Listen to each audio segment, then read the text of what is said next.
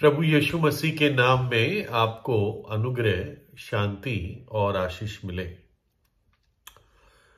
America में एक TV show चलता था और उस टीवी शो का नाम था लैरी किंग लाइव और ये CNN चैनल पे चलता था और 1985 ईस्वी से लेकर 2010 तक ये चला, यानी 25 साल ये टीवी शो चला।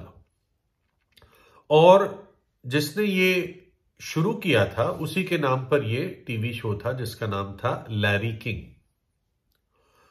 और लैरी किंग एक बहुत जाने माने टीवी पर और कई बार फोन पर भी लोगों के इंटरव्यू लेते थे। ये एक छोटी शुरुआत से, इसके माँ बाप रशिया से थे, बड़े धार्मिक थे, लेकिन ये माइग्रेट कर गए अमेरिका, मतलब रशिया छोड़कर अमेरिका आए और काफी मुश्किलों से ये बच्चा जो था लैरी किंग ये बड़ा हुआ। और फिर इसकी बड़ी इच्छा थी कि रेडियो पे मैं कुछ बोलूं और इसको एक पूरा शो इसके नाम से चलने लगा। ऐसी इसकी किस्मत रही और शायद ये पहला व्यक्ति था जो शुरुआत में फोन करके लोगों के इंटरव्यू लेता था, मतलब अच्छे जाने माने लोगों के।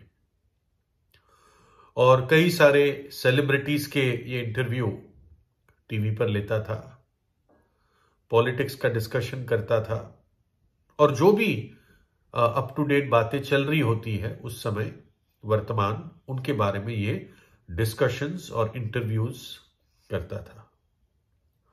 और बताते हैं कि उसके जो बहुत सफल ये जो उसका यात्रा रही, इसने 40,000 इंटरव्यूज किए और सबसे ज्यादा अमेरिका के जो राष्ट्रपति रहे सबसे ज्यादा इसी ने उनका इंटरव्यू लिया। और जेराल्ड फोर्ड जो अमेरिका के राष्ट्रपति थे वहां से उन्होंने शुरू किया था। और ये मिडिल ईस्ट में भी गया, मध्य एशिया में, और वहां पर Yasser Arafat, king Hussain Jordan का, इत्साक रबीन इजराइल का, इन सब के भी इसने इंटरव्यू लिए। और भी कई सारे जो जाने माने सेलिब्रिटीज है और पॉलिटिशियंस हैं, जैसे Madonna, Tony Blair, George Bush, Bill Clinton, Elizabeth Taylor, Margaret Thatcher, और भी दो नाम है जिसके बारे में मुझे मालूम नहीं है, लेकिन वो है बारबरा स्ट्रेसैंड और मालकॉम एक्स। ये थोड़े ही लोग हैं, इसने बहुत सारे लोगों का इंटरव्यू लिया। जैसे मोहम्मद अली को बॉक्सिंग का चैंपियन मानते थे और मोहम्मद अली के सामने कोई टिक नहीं पाता था।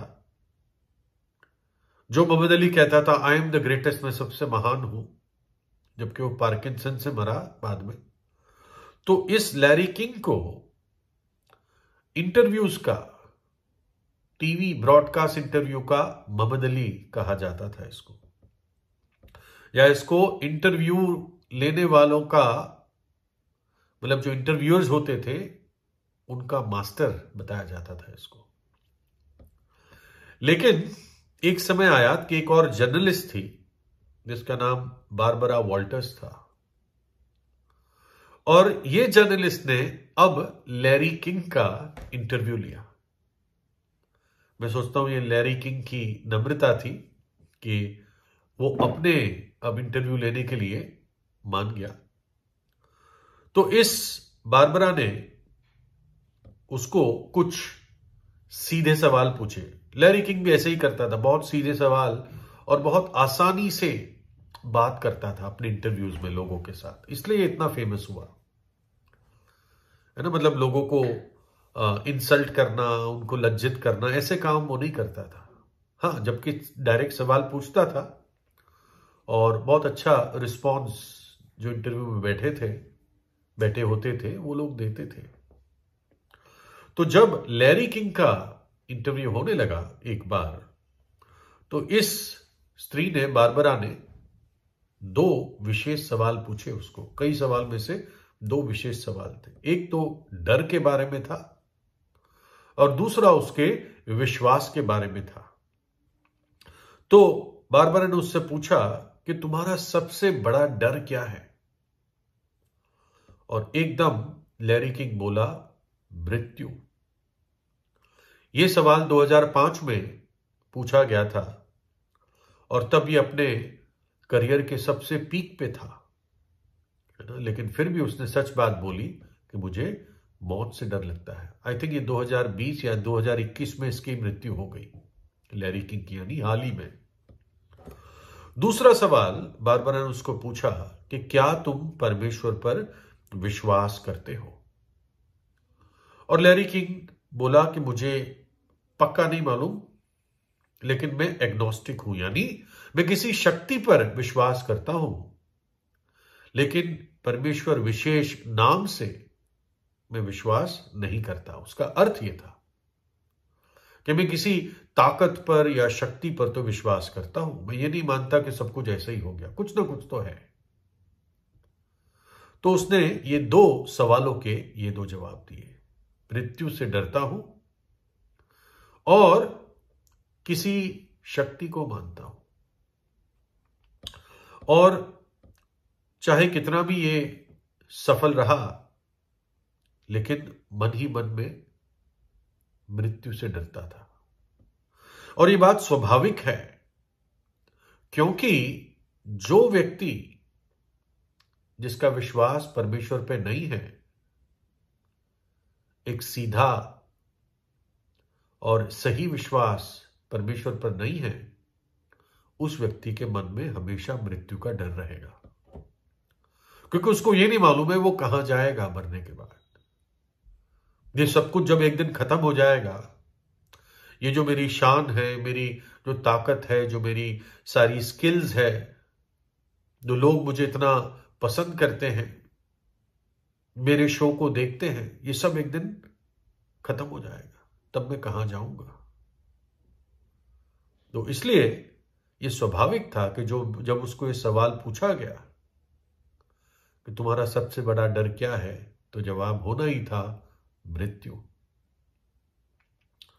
और जब प्रभु यीशु मसीह के बारे में हम सोचते हैं, तो प्रभु यीशु के साथ ये बात जुड़ी हुई है कि वो है जो मृतकों में से तीसरे दिन जी उठा। बाइबल का मुख्य संदेश यह है कि प्रभु यीशु मसीह पवित्र शास्त्र के अनुसार हमारे पापों के लिए मर गया, कलवरी के क्रूस पर बलिदान हो गया और दफनाया गया, एक कब्र में रखा गया, एक गुफा में रखा गया, और पवित्र शास्त्र के अनुसार वो मृतकों में से तीसरे दिन जी उठा। उसने मृत्यु को हराया। मृत्यु हमारी सजा थी, पाप की सजा थी, लेकिन प्रभु यीशु मसीह ने मनुष्य रूप धारण करके उसको, उस सजा को अपनी देह में उठाया क्रूस पर, ताकि जब एक पापी विश्वास करे, वो उस सजा से आजाद हो, मुक्त हो, उद्धार पा जाए। लिखा है वचन में, और जैसे मनुष्य के लिए एक बार मरना और उसके बाद न्याय का होना नियुक्त है। व्यक्ति उस न्याय से डरता है। उसको मालूम है मेरे जीवन में पाप थे और पाप है, इसलिए एक व्यक्ति डरता है। इसलिए लैरी किंग भी डरता होगा कि लोग तो नहीं जानते मेरे जीवन में क्या क्या था, इसलिए वो डर उसके मन में छिपा बैठा था। लिखा है, क्योंकि पाप की मजदूरी तो मृत्यु है। पाप करने पर मजदूरी मिलती है, और वो है मृत्यु दंड। बाइबल उसको दूसरी मृत्यु कहती है, जो नरक की आग है।